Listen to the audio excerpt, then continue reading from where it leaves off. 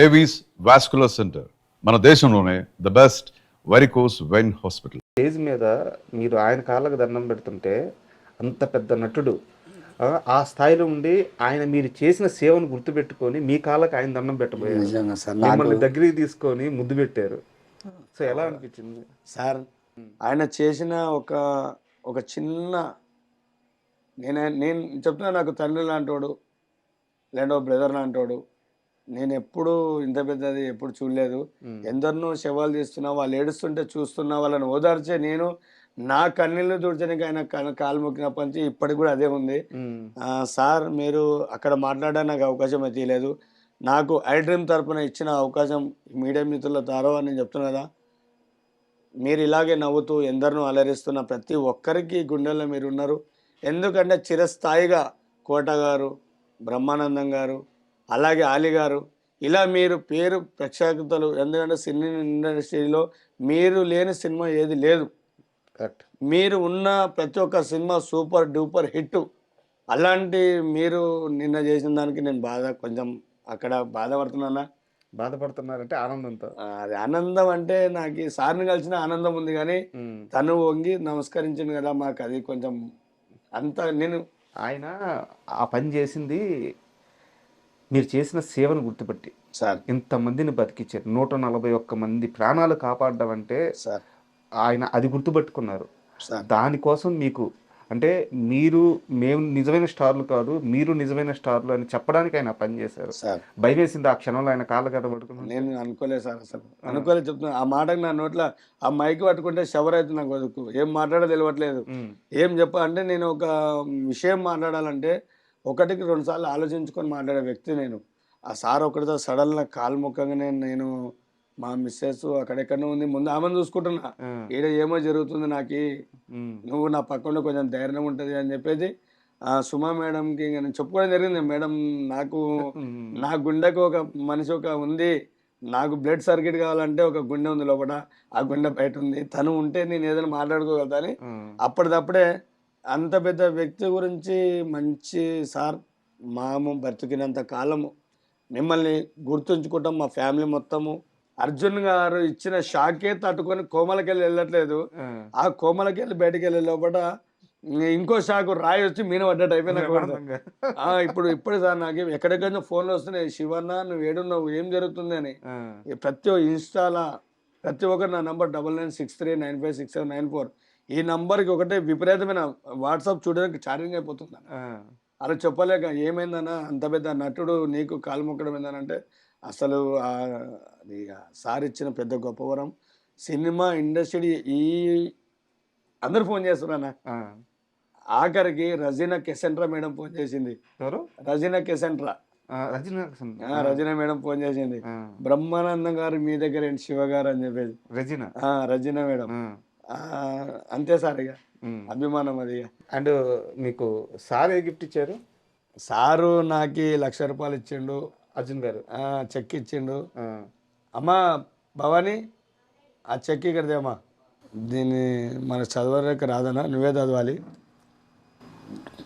To dearest Shri Shiva మీ పేరు రాసి నీట్గా వాళ్ళ ఏ సంస్థ అయితే ఈ సినిమా తీస్తుందో, సీతా పైన సినిమా తీస్తుందో ఆ సంస్థ అడ్రస్ నుంచి మీకు ఈ చెక్ లోపల పెట్టించారు. ఒకసారి ఆ చెక్ కూడా చూద్దాము. పట్టుకోండి. ఇది నిన్న ఫంక్షన్లో అర్జున్ గారు మన ట్యాంక్ బండ్ శివ గారికి ఇచ్చిన 1,00,000 రూపాయల చెక్. అంటే సమాజంలో మంచి చేసే ఒక వ్యక్తిని గుర్తించడం, ఆ వ్యక్తిని ప్రోత్సహించడం ఎంత అవసరమో అర్జున్ గారు చేసిన పని దీనికి ఉదాహరణ. ఎంత ఆనందంగా ఉన్నారు అంటే, ఇది డబ్బు అట్టని కాదు, కానీ మీ కష్టానికి ఒక గుర్తింపు, మీ హీరో నుంచి వచ్చిన ఒక గిఫ్ట్. ఎంత ఆనందంగా ఉన్నారు. ఇది సార్ నెక్స్ట్ ఆ సారు నమ్మకం పెట్టుకున్న ఆ తల్లి పుస్తకం. ఇది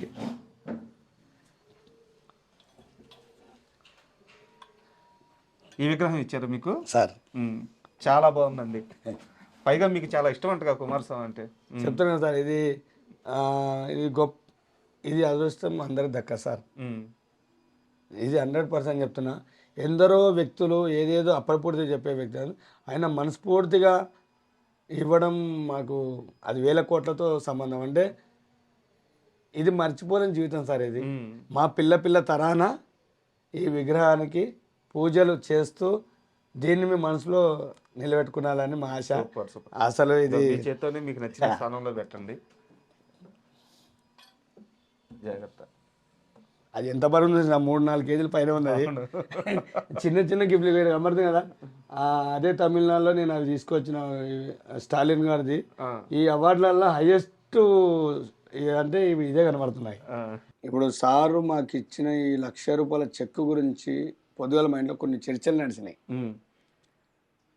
1,00,000 అంటే ఎన్ని సున్నాలు నాకైతే తెలియదు, కానీ ₹1,00,000 ఉన్న డిమాండ్ని మా మిస్సెస్ శాంత, అయ్యా ఏం చేద్దాం ఈ డబ్బుని అని అంటే, నేనన్నా మీ ఇష్టం, అది మా ఇల్లు అంటే అన్న మన ఇంటికి ఇచ్చిండు, తమ్మునిగా నాకు ఇచ్చిండు అంటే మీ ఫ్యామిలీకే కదా ఇచ్చినది అంటే, మా భార్య ఉండేమన్నది, అమ్మ మా ఇంట్లో మా పాప లక్ష్మీభవన్ పిలిస్తే కూర్చొని, అమ్మ ఏం చేద్దాం అమ్మ ఈ పైసలు అంటే, నేను ఇప్పుడు ప్రజెంట్ చదువుకుంటున్నా, 11-12 చదువుతుంది, బైపీసీ చదువుతుంది. నేను వచ్చిన తర్వాత ఆ డబ్బుని ఒక చిన్న రూమ్ అంటే ఒక షటర్ లాంటిదో రూమ్ లాంటిదో తీసుకొని, నువ్వు చేసే సేవ ఏదైతే ఉందో డాడీ, మనది ట్యాంక్ బండ్ శివ ఫౌండేషన్ అని నాకు గాంధీనగర్లో ఎస్ఐ రవీందర్ సార్ నాకు దగ్గరుండి నాకు అది చేయడం జరిగింది. ట్యాంక్ బండ్ శివ ఫౌండేషన్ అంటే నాకు ఈ ఫౌండేషన్ గురించి కూడా తెలియదు, అవగాహన లేదు నాకు. అయితే మా పాప ఉండి, డాడీ ఆ ఫౌండేషన్ ఏదైతే ఉందో ఈ డబ్బుని దానికి ఖర్చు పెడదామని చెప్పేసి అన్నది.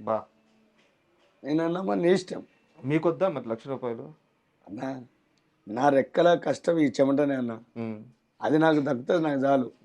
ఇప్పుడు నన్ను చూసి ఆయన రెక్కల చెమట కష్టం నాకెట్లా ఇచ్చిండో, నా కూతురు నన్ను చిన్న గిఫ్ట్ అడిగింది. నాయన మనం చేసే ఈ సేవలు ఏదైతే ఉందో అది ఒక 10 మంది కావచ్చు, 100 మంది కావచ్చు, 20 మంది కావచ్చు, ఎంతైనా కానీ ఆ ఫౌండేషన్ రూపంలో ఈ డబ్బును ఖర్చు పెడదామన్నది. నాకు చాలా ఆనందం. ఆయన చాలా గొప్ప మనసుతో మీకు ₹1,00,000 ఇస్తే, మీరు ఇంకా గొప్ప మనసుతో ఆ డబ్బుని మంచికి ఉపయోగిస్తున్నారు. నిజంగా గ్రేట్ అండి, నిజంగా గ్రేట్. చాలా థ్యాంక్ యూ సార్. సుగారు ఇన్ని మంచి పనులు చేస్తున్నారు, సమాజం గురించి ఆలోచిస్తున్నారు. ఇప్పటికీ 141 మంది ప్రాణాలను కాపాడారు, కొన్ని వందల శవాలని అంతిమ సంస్కారం జరగడానికి మీరు కారణమయ్యారు. ఇన్ని మంచి పనులు చేస్తున్న మీకు బిగ్ బాస్లో ఆఫర్ వస్తే వెళ్తారా? అసలు బిగ్ బాస్ చూస్తారా మీరు? సార్ నేను నమ్మొచ్చు నమ్మబోచ్చు, నేను క్రికెట్గా చూడను సార్. క్రికెట్ చూడను, సినిమాలు చూస్తారు. సినిమాలు కూడా తక్కువ సార్. అప్పుడే ఉన్న సినిమాలకి ఇప్పుడున్న సినిమాలకి చాలా తేడా ఉంది. బిగ్ బాస్ చూస్తారా చూడరా? బిగ్ బాస్ అయితే సార్ నేను నమ్మను, నేను చూడను సార్. ఆఫర్ వస్తే వెళ్తారా? నేను వెళ్ళను సార్.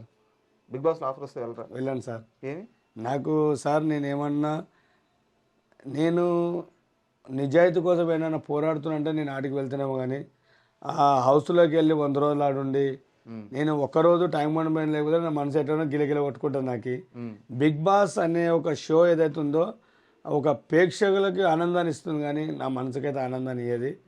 దానికి నేను జీరోని. ఎవరైతే హీరోలు ఉన్నారో వాళ్ళు వాటికి వెళ్ళొచ్చు, ఆ టైంపాస్ వేదికలను చూడొచ్చు. ఎందుకంటే నేను బిగ్ బాస్ని వ్యతిరేకించట్లేదు, అది కొందరికి ఒక మార్గదర్శిగా నడిపిస్తున్న బిగ్ బాస్. అది వాళ్ళ వరకు చూసే వాళ్ళకి ప్రతిరోజు ఉప్పుల గురించి కూరల గురించి కొట్లాడే సీరియల్ ఎట్లనో ఆ బిగ్ బాస్ షో కూడా అలాంటిదే.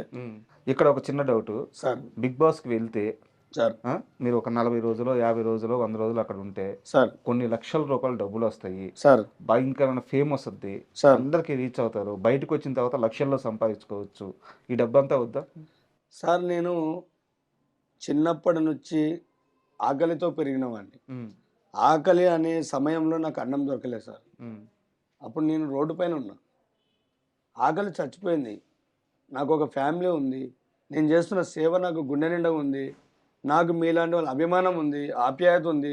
నా చిన్నప్పుడు ఏదైతే గోల్ ఇలా రావడం జరుగుతుంది. ఇంతకు మించిన డబ్బు ధనం ఇవి అన్నీ నాకు అవసరం లేదు సార్. ఆ ట్యాంక్ బండి మీద నా జీవితం అనేది నా ప్రయాణం. ట్యాంక్ బండి వద్ద కాపలా కాస్తూ ఉండాలి సార్, ప్రాణాలు నిలబెడుతూ ఉండాలి. ఇదే ధ్యేయం. లక్షలొద్దు, డబ్బు పేరొద్దు, అదే సార్, 10 మంది ప్రాణాలు కాపాడాలి. లేదు సార్, నాకు అసలు అవసరమే లేదు ఈ డబ్బు అనే పదం అనేది నాకు నచ్చది. నేను ప్రతి ఒక్కరికి పేరు చెప్తున్నా, డబ్బుని మనం సంపాదిస్తే వస్తుంది, కానీ మన జీవితం కోసం పోరాల్సిన ధైర్యం మనలో ఉంది. అది మీ మాటలు కొన్ని వేల మందికి, కొన్ని లక్షల మందికి ఆదర్శం. ఒకదాన్ని నమ్మి దాని మీదే నిలబడి డబ్బు కోసమో పేరు కోసమో డీవియేట్ అవ్వకుండా శివ అంటే ట్యాంక్ బండ్ అంటే శివ అని చెప్పి ఇంత గట్టిగా నిల్చున్నారు చూడండి. గ్రేట్ అండి, గ్రేట్. అంటే మీలాంటి వాళ్ళని కలిసినప్పుడు ఏంటంటే జీవితంకి ఒక అర్థం ఉండాలి, పుట్టినందుకు సమాజానికి ఎంతో కొంత మనం సేవ చేయాలి, ఇలాంటి అన్ని విషయాలు తెలుస్తూ ఉంటాయి. ట్యాంక్ బండ్ శివ 28 సంవత్సరాలు, 27, 28 సంవత్సరాల నుంచి అవును ఇదే పని మీద ఉన్నారు. అన్న. ఎందుకు ఈ జీవితమే ఎందుకు? నా ఈ జీవితం ఎందుకు అంటే ఇది మానవ జన్మ. ఉమ్, మానవ జన్మ అంటే మానవ సేవే మాధవ సేవ. అదేదే ఎవరైతే పెద్దలు రాసిన రాత ఉందో, ఉమ్, నేను చిన్న ఉన్నప్పుడు కూడా నేర్చుకున్న అదే.